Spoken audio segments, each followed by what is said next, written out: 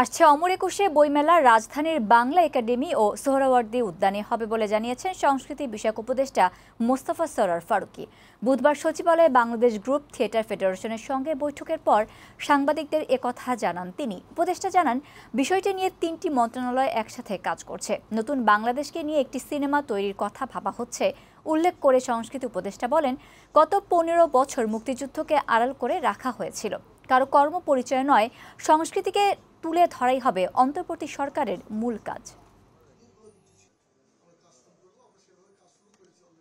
আমি আপনাদেরকে এটুকু বলতে পারি যে আমরা একটা পজিটিভ আউটকামের দিকে যাচ্ছি এবং বইমেলা আশা করা যায় যেখানে হতো সেখানে হবে এবং সুন্দর আয়োজনে হবে এবং কোনো ধরনের ঝামেলা হবে না। ইতিমধ্যে ৩ মন্ত্রণালয় একসঙ্গে নিয়ে কাজ করছে এবং ৩ মন্ত্রণালয়ের সভা হয়েছে সামনে।